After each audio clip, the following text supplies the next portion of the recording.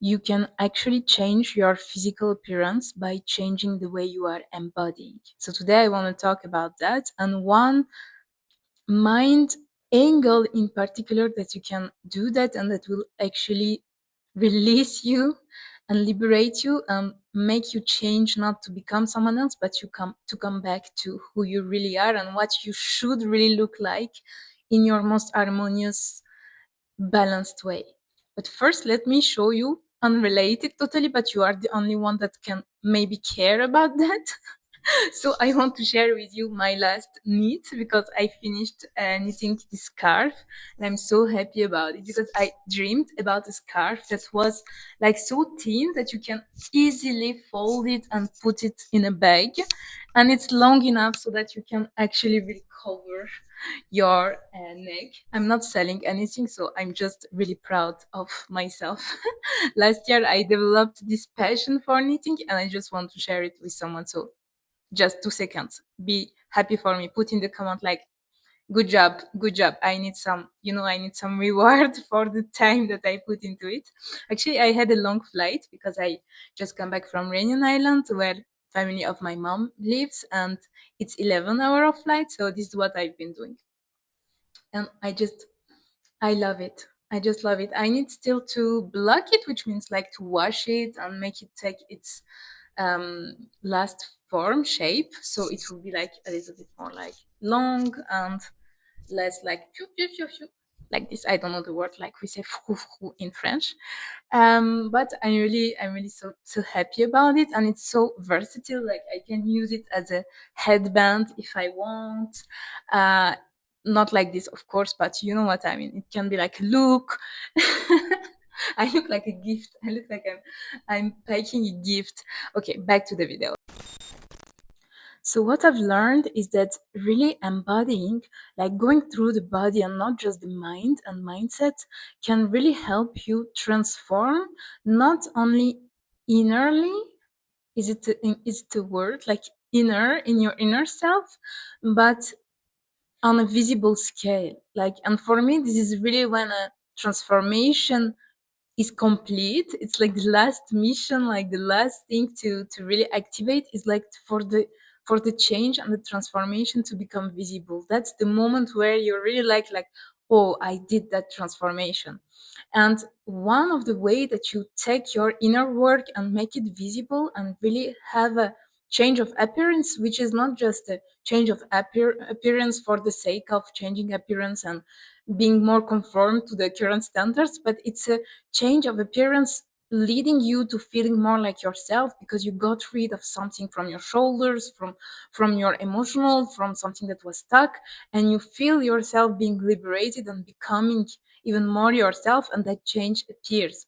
And so I realized that one of the best way to do that is to use safety, not just as a, once again, mindset shift, like I need to be safe, I am safe, like just affirmation, but really in your body, to creating that feeling of safety will have the biggest impact on your glow, your look, your visible appearance and change.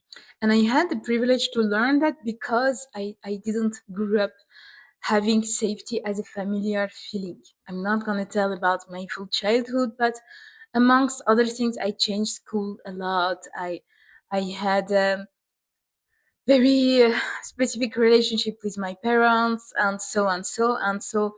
Safety was not part of the normal day for me.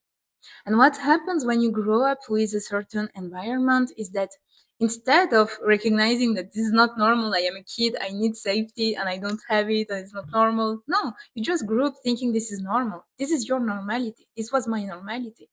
Safety was weird for me. Safety was unfamiliar for me. And so for a long time, I linked safety with like boring, it's safe, it's boring, it's unfamiliar, I don't like it, I'm repulsed by safety. And on the contrary, instability, unsafe situation were feeling like almost thrilling. I was feeling alive. I was feeling like, wow, life, it's really life. It's really me. No, it was not me. It was just my coded integration since childhood. But I was feeling like, you know, I'm an adventurous person, I'm a traveler, I love instability. So I built that self concept, that concept of myself and life around that. And it showed on every part of it, like my friendships, my relationships, my love life, my business, and all of that. Nothing was really stable. I never felt like I belonged somewhere. I was always on the go, always trying to find where to go, what to do. And unconsciously, every time something was really working well, I was switching because it was becoming safe. And I was like, no, it doesn't look like me. In my lifestyle, even sometimes I was doing fasting, sometimes I was not doing, sometimes I was stopping eating, sometimes I was eating too much.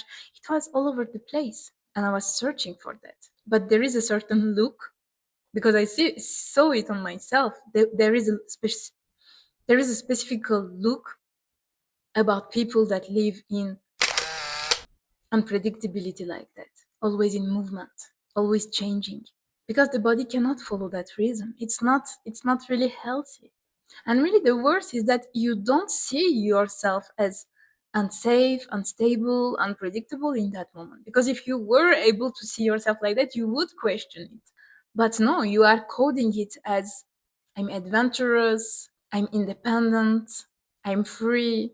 You feed your ego from the same thing that is blocking and limiting your life. And it's often why you need a coach or a friend or someone external to see you and make it maybe push you to another direction, because from just your point of view everything is normal. There is nothing to change. So the identity shift to reach safety, like really in your body, cannot come from an action. Rarely it will come from the action that, oh, okay, I choose safety. Because you will not choose safety. Your program will not let you choose safety. So the way you need to do it is first, and I hope this video will help you from that for that first step to realize that you have that angle of choosing according to unpredictability just because it makes you feel familiar. So first it's just consciousness of what's happening. And then what you need to do is exposure.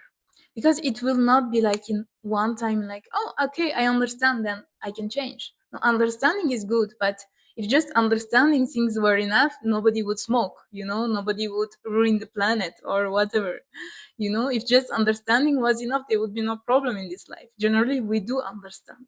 But then how do we change from that understanding that this is bad for us? And the best way I found, especially when you want to involve the body and not just the mind, but it's same with the mind, like repetition is really important, but the body likes exposure. And so for me, exposure was starting to see how other people live in like safety, calm, predictable environment, and how happy they are about it. Being around regulated people, dating someone that is grounded and calm and secure, slowly letting safety infiltrate my system and my body. Accepting the fact that in the beginning it sounds weird for me, it sounds unfamiliar, it sounds like, is it really me? Is it really what I want for my life? Is it this calm, this regulation, this groundedness? It feels like scary, it feels like suffocating, it feels like a prison. A little bit, a little bit. There is a little bit of that feeling remaining, but go with that flow. Understand that these feelings, you should not trust it. It's just because it's unfamiliar for you, not because it's not good for you. On the contrary. I remember, for example, I had that feeling, especially when I met the friends of my now husband, who was then my boyfriend. And I was used to friendship that are like chaos, because I wanted those people who are crazy, because I wanted to be always like in the unpredictable, and I wanted it to be, like not so safe, not a friendship that will always be there. And so my friends were coming and going. It was never the same group of people, and they were always so crazy people, and it was nice. They were artists, singers, and blah blah blah. And I was doing so many different things and discovering so many different things. And I was like, oh, I'm so free and I have so many good friends. They are artists and blah, blah. I was feeling good about it. But the thing is that I was not having that stability in my friendship. So I was almost no friends that I had since like 10 years, for example.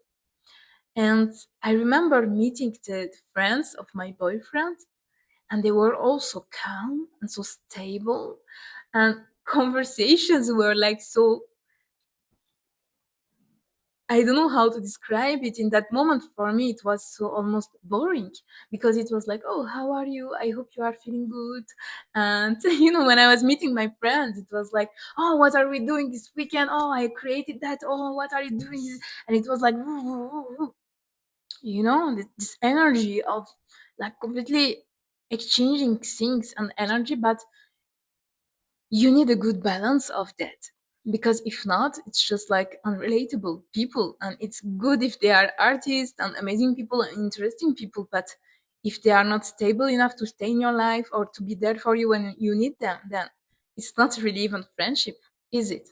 And so I remember having this feeling like my boyfriend's friends are kind of boring, like not boring in a bad way, like I don't like them or something like that, but they were like so nice, so calm, so happy, regulated people, and I was not used to that. And I remember thinking that, but having that consciousness that this is just unfamiliar for me, and I just need to go with the flow and not question it too much for now. And you know what? Years passed, and today I realized maybe they were seeming a little bit boring for me in that moment. But through the years, when we needed something, they were there. When we needed someone, they were there. When we need to call someone and be happy about something that happens to us or cry on someone's shoulders, they are there. They are stable. They are present. They are loving. And they are actually very interesting people. They are just not all over the place right away when they meet you. And it's a good thing because this is how regulated people are. And my friends who were artists and so amazing, through the years, they were not there. Some of them were not even at my wedding. And I realized this is the difference between safe and unsafe. It's not good or bad. You need a good balance of like some freedom, some unpredictability in your life, of course, but you need to choose really what's the best for you, what's gonna support you, what's gonna elevate you, and what's gonna make you shine in the end. What's gonna make you look your best. Having support, having people present in your life, or having some random creative all over the place energy that is not stable. And anyway, for me, it's just an example because it really infiltrated my life and my body little by little. It was not from one day to another, but there was really a certain moment that I started to feel like I'm craving this safe feeling in everything, relationships and in my environment. And I was dreaming about New York. Of course I was dreaming about New York because New York is the embodiment of that like buzz feeling you know and now not at all. I'm dreaming about a life near the sea with my kids and a dog you know because I let it infiltrate my soul and realized that was always who I was deep down, but I just didn't see it. And so it could not even show on my face visibly because I didn't reconnect it with that part of me. I didn't reveal it. And so I really started to feel like safety is not only not boring anymore for me, but it's becoming almost luxurious. Like really today, I get to have this calm, slow life, really grounded mind and rest, deep rest. And I really feel like this is the luxury of my life. And love and my boyfriend and husband and my marriage, it was not the cause of it, but it was the context of it. Because as I was saying, you often need something external to realize that, oh, this is actually my programmation, but I can step out of it. I can create otherwise. I can decide otherwise. So it did create a continuity in my life to having someone who is so stable and loving and present and who is not boring. Like we laugh so much with my husband, and we travel so much together, and we have this passion still after now more than 4 years. So I don't want to brag, I just want to tell you that this exists, like this really good balance of everything, and it really helped me be in an environment where I was seeing like stability is not boring, safety is not boring. It's actually a place from which I can put my roots and then grow higher as a tree. And so I craved it and started settling in one place. I never had a home really. You know, when I was kid we were moving all the time, and then I started moving everywhere all the time, and I was always on the go and never settling anywhere, and I was craving that, but I was not realizing that this is what I was craving really. I was just like, I cannot find my place, I don't know where I belong, but I didn't understand that it needs to change inside of me. I need to make the change inside of me that I choose safety. And I couldn't choose that because it was foreign and familiar for me once again. So it's really through exposure, but in the end, I started making choices to go through that direction of safety. And I chose to settle my business in one place. I chose to settle with someone, to get married. Like I cannot explain to you how I was scared about marriage before meeting my partner. But slowly and slowly, and my body started to feel so good and to bloom, and my beauty started to emerge from that.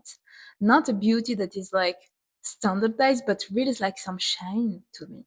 That I could myself feel about myself, even though I was the kind of person to think that I'm the most horrible person on earth, you know? That I'm so ugly and that no one sees me. I started to feel it because I was suddenly embodying peace, safety, slowness, and it was becoming my new normality. And only from that new identity then presented some presented some opportunities presented themselves to me that I would not have seen before, like discovering the fascia therapy. It takes some dedication, it takes some self devotion, it takes being able to recognize myself as someone who can have a routine if I decide to, if I want to. And because I created that safety energy and I recognize myself able to be in that calm, to be in those routines, to be that kind of person, then when I discovered fascia therapy, I was like, oh, I want to try. And I did do that every day for 2 months. I was discovering, oh, how should I touch my face? Okay, where is this? Okay, oh, when I do that, this transforms. And my face transformed because during 2 months, I did that 1 hour every day without forcing, without motivating myself, without even relying on discipline, without any hard work. It was actually so easy for me in that moment because I was already in that energy and in that identity. It was my normality.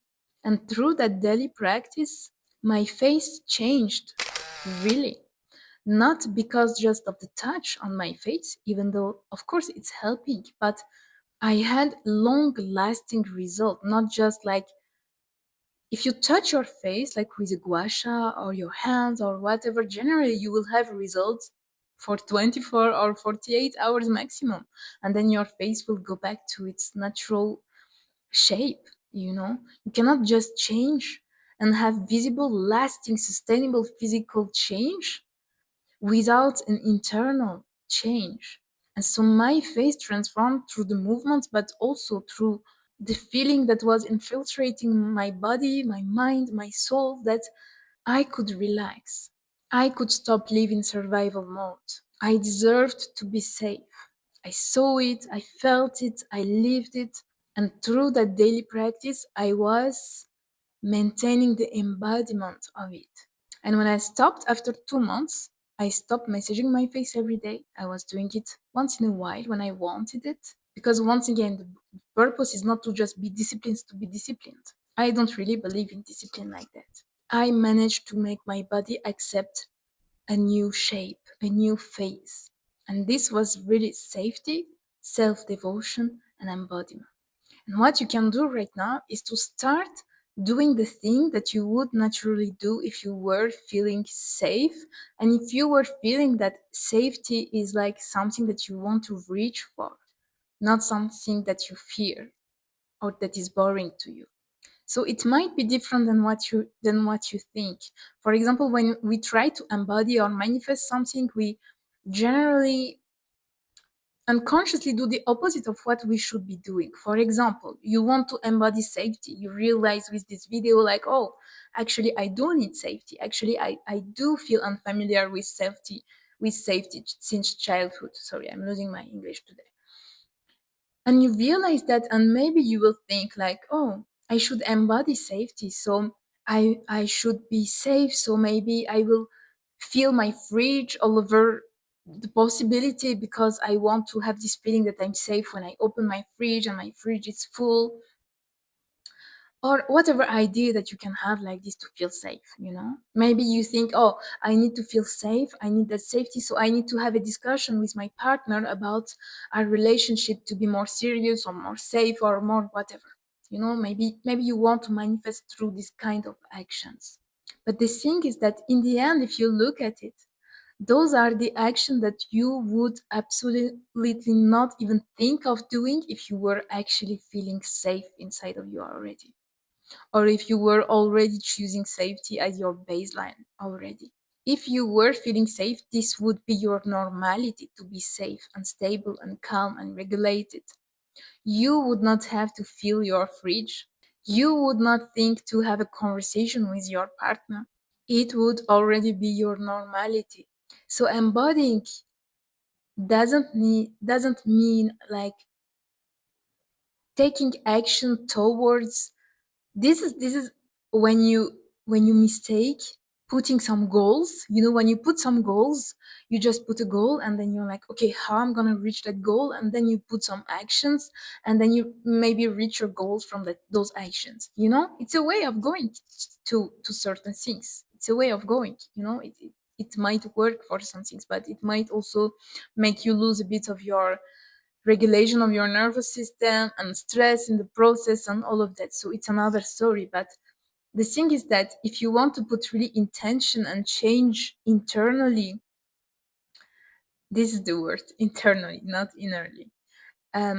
If you want to really have that change, like of frequency, like of energy, of something that is really driving so many other things at the same time, you cannot just make an action plan like that. You need to bring your body to a place where it can feel that this is his new normality. You need to do the things that you would normally do if this was your normality. Letting the fridge be almost empty, even if that triggers you, that it's not overfilled all the time. Letting it be empty. And you often do the action that feels good to you, like, filling the fridge to feel safe. Feels better in the moment than watching your fridge becoming emptier and emptier and realizing that it's a very uncomfortable feeling. But in that uncomfort, you are actually changing pattern and changing your program. So choosing safety, choosing calm, choosing regulation, choosing all of that will not feel actually comfortable and safe in the first place. And that's the trick. That's what you need to go through. It doesn't have to be a big chaos in your life, okay? I'm not talking about that. I don't believe that you always have to go through hardships to change anything, okay? But it might feel slightly uncomfortable. It might feel slightly different than your usual days in life. And this is actually good.